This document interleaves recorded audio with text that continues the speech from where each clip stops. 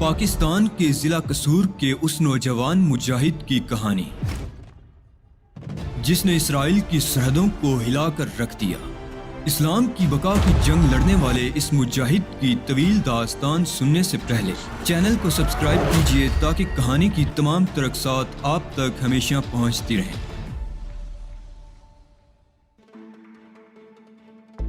مایوسی ہمارے مذہب میں کفر ہے، میں نے اپنے سر کو جنبش دیتے ہوئے کہا۔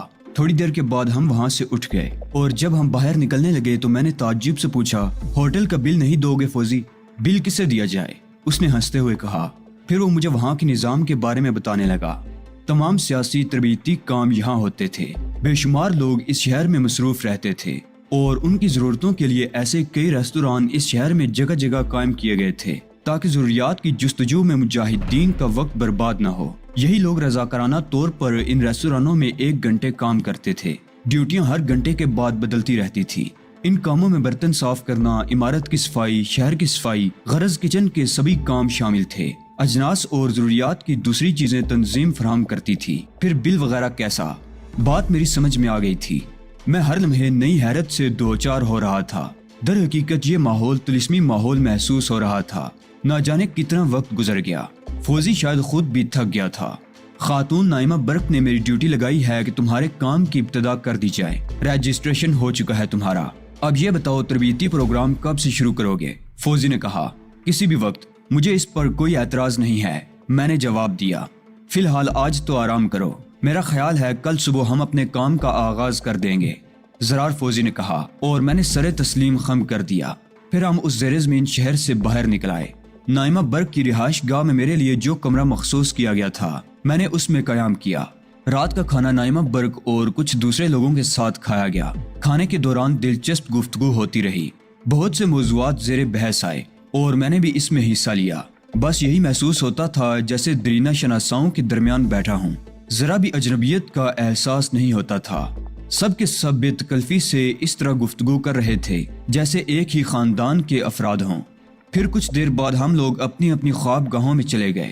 میں نرم و گداز بستر پر لیٹا مستقبل کے بارے میں غور کرتا رہا۔ زیر زمین شہر میرے دل میں ہلچل مچائے ہوئے تھا۔ ویتنامی گوریلوں نے اپنی نصف زندگی آزادی کی جدوجہد میں صرف کر دی تھی اور بالآخر انہوں نے آزادی کا تاج پہن لیا تھا۔ فلسطینی بھی اپنی آزادی کی جدوجہد میں مصروف تھے۔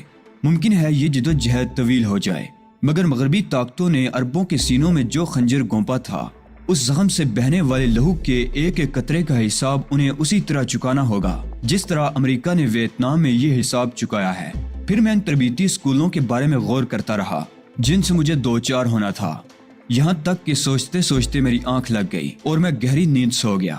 دوسرے دن صبح کو ناشتے سے فارغ ہونے کے بعد زرار فوزی میرے پاس آیا اور بڑے والہانہ انداز میں بولا، کیا حال ہے علی؟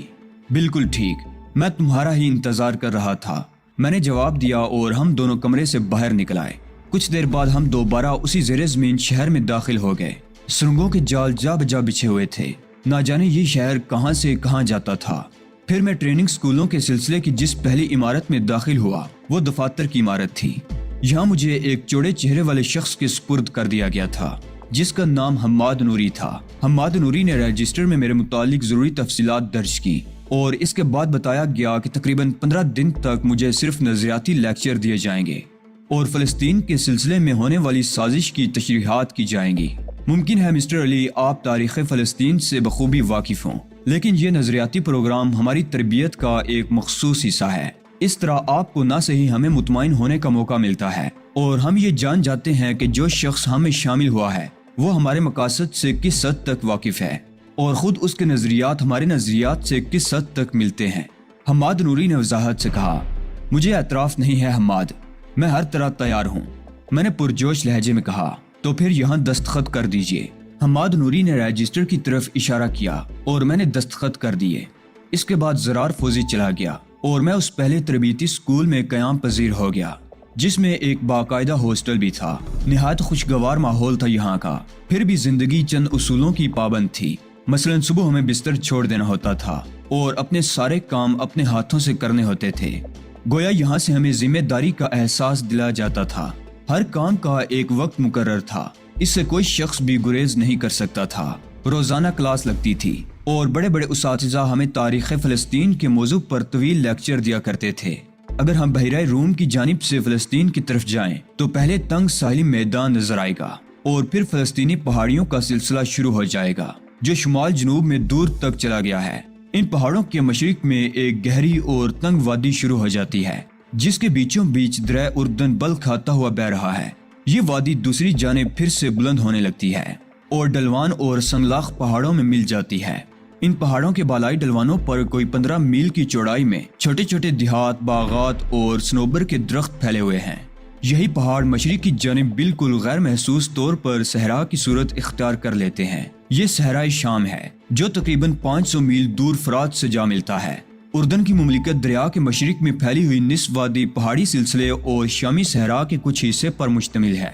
دریائے اردن کے مشرقی کنارے سے شامی صحرا کا کل فاصلہ 150 میل بنتا ہے۔ پہلے عرب ممالک عثمانی سلطنت میں شامل تھے لیکن ترکوں کا اقتدار صرف شہروں تک محدود تھا۔ دور افتادہ علاقوں میں عرب قبائلی شیوخ حکومت کرتے تھے۔ یہ قبائلی عموماً آپس میں جنگ و جدل ہی کرتے رہتے تھے۔ 1915 میں شریف مکہ حسین نے برطانیہ سے سمجھوتا کر کے ترکوں کے خلاف بغاوت کر دی۔ اس کا بیٹا فیصل جنرل LB کی فوج کی دوش و بدوش ترکوں سے لڑا۔ ان خدمات کی عوض عربوں سے وعدہ کیا گیا کہ جنگ کے خاتمے پر ایک آزاد عرب مملکت قائم کر دی جائے گی۔ اس عرب سلطنت کی آزاد سرحدیں بھی طے کر دی گئی تھیں لیکن بعد میں انگریز اس سمجھوتے سے پھر گئے۔ 21 نومبر 1917 کو اعلان جاری کیا گیا جس میں فلسطین کو یہودیوں کا وطن بنانے کی حمایت کی گئی تھی۔ شام پر معاہدے کے مطابق امیر فیصل کو حکومت کرنا تھی مگر اس پر فرانس نے قبضہ کر لیا۔ دمشق پر فرانس کے قابض ہو جانے کے بعد اردن میں 1 سال تک افراتفری رہی۔ مرکزی حکومت کا سرے سے کوئی وجود ہی نہیں تھا۔ پھر برطانوی حکومت شریف مکہ کے بیٹے امیر فیصل کے بھائی عبداللہ کو اردن کا حکمران بنانے پر راضی ہو گئی اور اس نے 1921 میں حکومت قائم کر لی اور اپنی فوج عرب لیجن کا کمانڈر کیپٹن پیک کو بنایا۔ 1939 میں فلسطینی عربوں کے باغی گروہ شمالی اردن میں گھسنے کی کوشش کرنے لگے۔ اپریل 1939 میں فلسطین میں عربوں کی بغاوت ختم ہو چلی تھی۔ بغاوت کے رہنما مفتی اعظم فلسطین سید امین الحسینی تھے۔ فلسطینی عرب اکثریت کی مرضی کے خلاف یہودی تارکین وطن کے امڑتے ہوئے سیلاب کے سامنے مزاحمت کرتے تو انہیں بزور طاقت کچل دیا جاتا۔ مفتی صاحب کی مخالفت بھی ہوئی اور اس بغاوت کے دوران ہی وہ فلسطین سے چھپ کر نکلے اور بیروت چلے گئے۔ پھر بیروت سے بغداد پہنچے۔ ستمبر 1939 میں دوسری عالمی جنگ چھڑی تو اس وقت عرب لیجن 1350 مضبوط سپاہیوں پر مشتمل تھی۔ ان میں سے 1000 افراد جوان پولیس سے تعلق رکھتے تھے۔ صرف 350 جوان فوجی خطوط پر صرف 1 سال پہلے فلسطینی مجاہدین کو اردن میں داخل ہونے سے روکنے کے لیے منظم کیے گئے تھے۔ جنگ چھڑتے ہی امیر عبداللہ نے برطانیہ کی حمایت کا اعلان کر دیا اور سنگین صورتحال ابھر کر سامنے آئی۔ جرمن اور اطالوی کمیشن شام اور لبنان کی فرانسیسی فوج اور انتظامیہ کی نگرانی کرنے کے لیے بیروت اور دمشق پہنچ گئے۔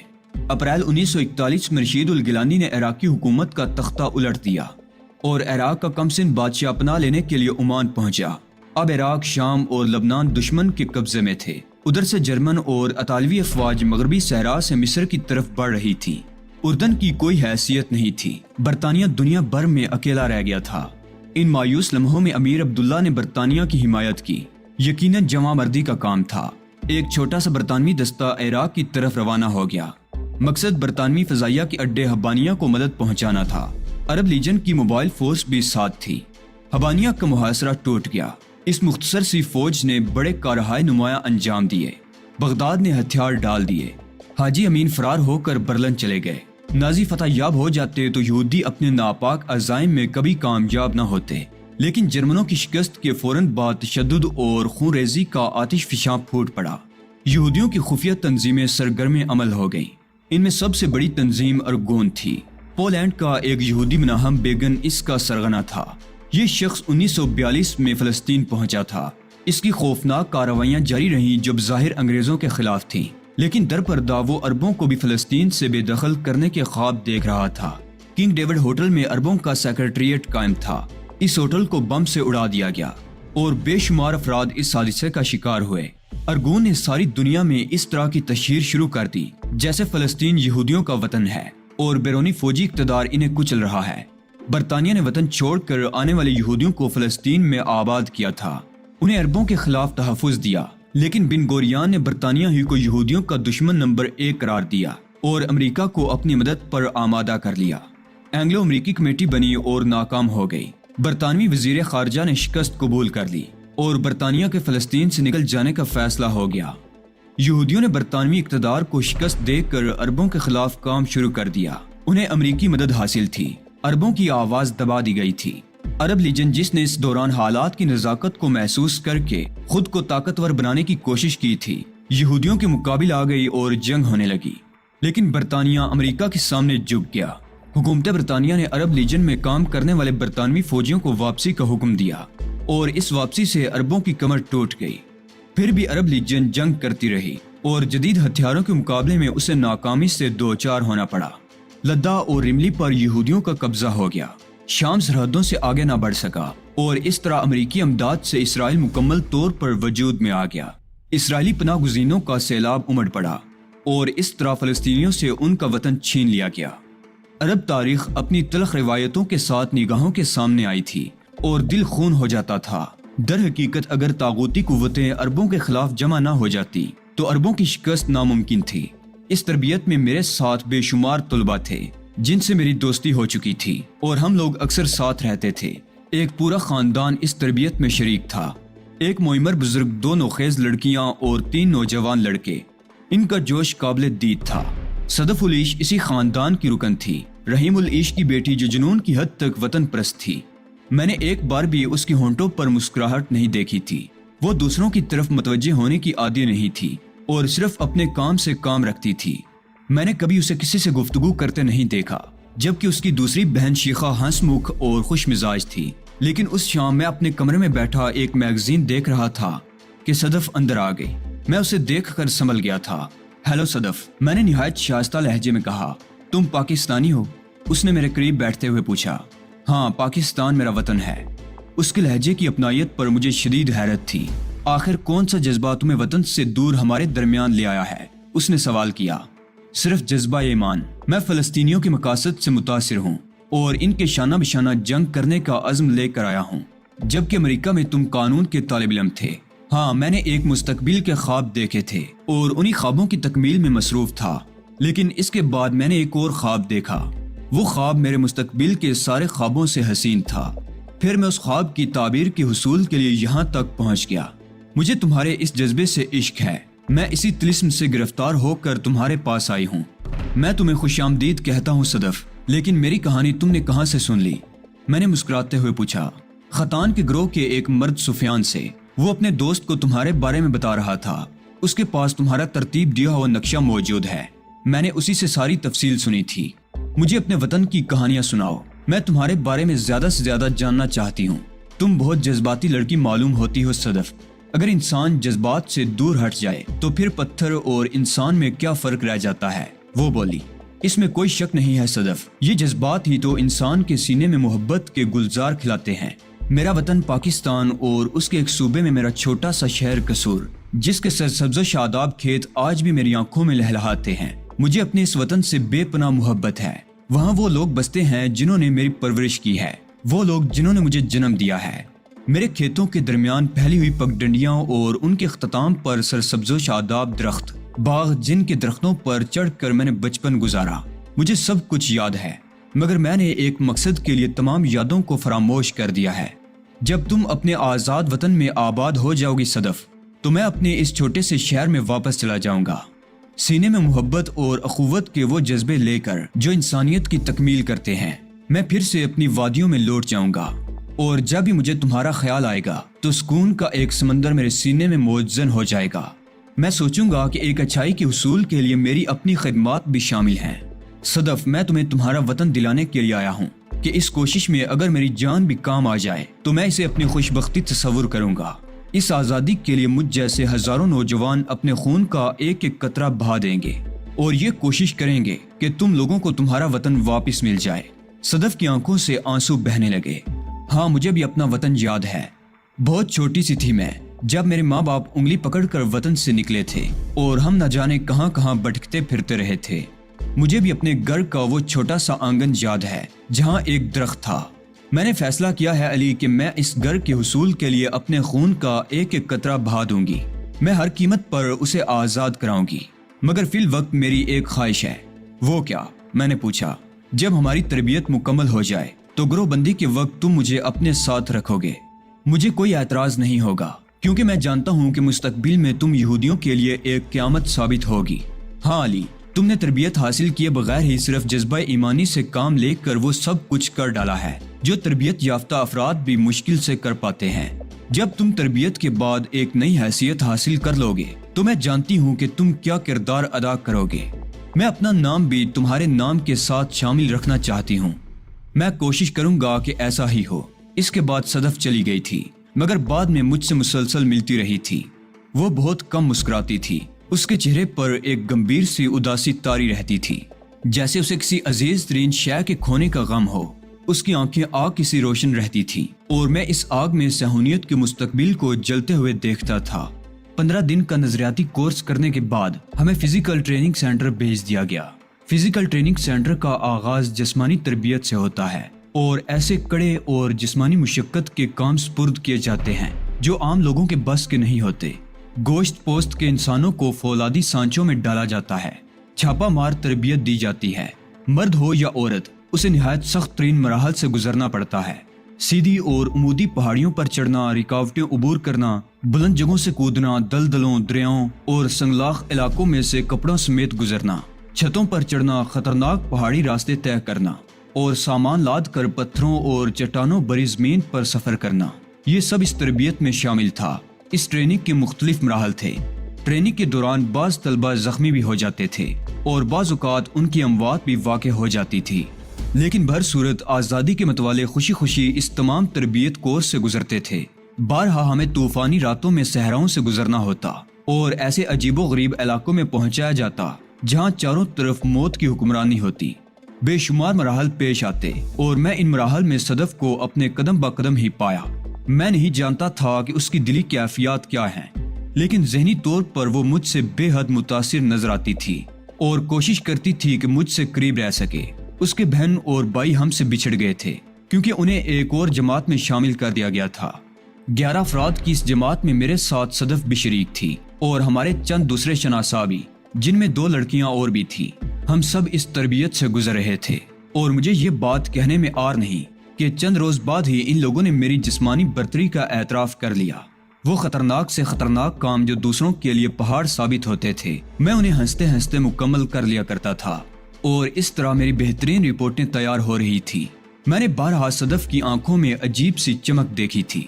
جب کسی خطرناک مرحلے سے گزرنے میں دوسرے لوگ ناکام رہ جاتے اور میں کامیابی کے ساتھ یہ مرحلے طے کر لیتا تو یوں محسوس ہوتا جیسے صدف اسے اپنا کارنامہ تصور کر رہی ہے۔ بعض اوقات میں خوف زدہ ہو جاتا کہ کہیں یہ لڑکی کوئی دل کا روگ نہ پال لے۔ میں تو ان راستوں کا مسافر ہی نہیں تھا۔ صدف کے لیے میرے دل میں ایک محبت موجود تھی۔ میں اسے بہن کا، بیٹی کا، ماں کا پیار نہیں کہہ سکتا تھا کیونکہ میرے دل میں کبھی ایسا کوئی جذبہ نہیں ابھرا، لیکن اس پیار کو میں ایک لڑکی سے محبت کا جذبہ بھی قرار نہیں دے سکتا تھا۔ وہ بہت خوبصورت تھی۔ جسمانی مشقت نے اسے لالہ و صحرائی کی طرح کھلا دیا تھا۔ اس کے رخساروں سے شفق پھوٹتی تھی اور اس کی آنکھوں میں بعض اوقات محبت کا آبشار نظر آتا تھا۔ اس جذبہ بے اختیار کی میں نے کبھی پذیرائی نہیں کی تھی۔ میں اسے محبت سے دیکھتا تھا، لیکن اس جذبے میں کوئی کھوٹ نہیں تھی۔ جسمانی ٹریننگ ختم ہوئی تو ہمیں جوجسٹو، جوڈو اور کراٹے کے فن سیکھنے کے لیے بھیج دیا گیا۔ مردوں کو باکسنگ اور کشتی بھی سکھائی جاتی تھی۔ ویسے جوجسٹو، باکسنگ اور کشتی کے فنون خاصی دلچسپی کا باعث تھے۔ 3 ماہ تک ہم ان کی ٹریننگ لیتے رہے اور ہم نے یہاں بھی نمایاں کامیابیاں حاصل کی۔ اس کے بعد آتشی اسلحہ، ریوالور، پستول، رائفل اور مشین گن چلانے کی باری آتی ہے۔ اسلحے کا استعمال ہر فرد کے لیے جاننا ضروری ہے۔ بظاہر یہ کورس 20 دن کا ہوتا ہے، لیکن اس شعبے کے نگران اور استاد تربیت پانے والوں کو نشانہ بازی میں ماہر بنا دیتے ہیں۔ اس تحریک میں شامل ہونے کے لیے یہ کورس اعلیٰ نمبروں کے ساتھ پاس کرنا ضروری تھا۔ میرے 11 ساتھیوں میں سے صرف 3 افراد 20 دنوں میں اس کورس میں کامیاب ہو سکے۔ باقی افراد کو یہ کورس دوبارہ کرنا پڑا اور مجھے مسرت تھی کہ کامیاب ہونے والے 3 افراد میں صدف میرے ساتھ تھی۔ ہم لوگ نشانہ بازی کی حدود سے گزر کر اب گولہ باری کے مرحلے میں پہنچ گئے تھے۔ اس کورس میں ہر قسم کی گولہ بارود سے کام لینا اور بم وغیرہ پھینکنے کی تربیت دی جاتی ہے۔ یہ 5 ہفتوں کا کورس تھا۔ پھر ہمیں پل اور دیگر اہم فوجی مقامات کو تباہ کرنے کا طریقہ کار بتایا گیا۔ اس کے بعد بم بنانے، چھپائے ہوئے بموں کا سراغ لگانے اور انہیں بیکار کرنے کی تعلیم دی گئی۔ اسی طرح تالے، مضبوط دروازے، آہنی سیف توڑنا اور سگریٹ کی ڈبیوں، لائٹروں، فاؤنٹین پینوں، دیا سلائی کی ڈبیوں اور روزمرہ کے استعمال کی دوسری چیزوں میں طاقتور بم چھپانا سکھایا گیا۔ اس مرحلے سے ہم 6 مہینے میں گزرے تھے۔ پھر ہمیں منشیات کی تربیت دی گئی کہ نشہ آور یا زہریلے مشروبات، چاکلیٹ، اشیاء خوردنی، سگریٹ اور سگار وغیرہ کیسے تیار کیے جاتے ہیں۔ ہمیں ماہرین انہیں بنانے کے گر سکھاتے تھے اور بتاتے جاتے تھے کہ کون سی نشہ آور چیز کس خاص کام کے لیے سب سے زیادہ مؤثر ہے، ان کے اثرات کتنی دیر میں مرتب ہوتے ہیں اور کھانے والے کے جسم پر کس قسم کی علامتیں ظاہر ہوتی ہیں۔ اس دوران ٹیلی فون ٹیپ کرنے والی چیزیں اور اعلیٰ قسم کے مائکرو فون سے کام لینے کی تربیت بھی دی گئی۔ مہینہ بھر ٹیلی فون اور دوسری گفتگویں ٹیپ کرنے اور ڈائریکٹ ریکارڈ کرنے کا فن سکھایا گیا، اور سب سے آخر میں فوٹوگرافی اور تصویر سازی کا کام سکھایا گیا۔ مائکرو فلمیں مائکرو ڈاٹ میں تبدیل کرنے کا ہنر سکھایا گیا۔ یہ مائکرو ڈاٹ ڈاک کے ٹکٹوں کے نیچے چھپائے جا سکتے تھے۔ ہر قسم کی مائکرو فلم اور کیمرے کا استعمال بھی ہمیں بتایا گیا۔ یوں تقریباً 10 ماہ میں ہمارا یہ کورس مکمل ہو گیا۔ اتنی طویل اور سخت ٹریننگ کے بعد بھی اگر ہمارے ممتحن مطمئن نہ ہوتے تو ہمیں دوبارہ ان تمام چیزوں کو سیکھنے پر مجبور کیا جاتا تھا تاکہ کسی مرحلے پر ہمیں ناکامی سے دوچار نہ ہونا پڑے۔ اس دوران ہمیں شہر میں گھومنے کی آزادی بھی حاصل تھی۔ ہمارے لیے کسی قسم کی تفریحات پر کوئی پابندی نہیں لگائی گئی تھی اور ہمیں ان تفریحات کے لیے جیب خرچ بھی دیا جاتا تھا۔ یہاں میرے بے شمار قدردان موجود تھے اور مجھے ان سب سے ایک فوقیت سی حاصل تھی، لیکن تربیتی مراکز میں سب یکساں ہوتے تھے اور کسی کے ساتھ کوئی رعایت نہیں برتی جاتی تھی۔ بہرحال مجھے ان کی اصول پرستی بہت پسند تھی اور میں خوش دلی سے ان تمام اصولوں کی پیروی کرتا تھا۔ بیروت شہر اب میرے لیے اجنبی نہیں رہا تھا۔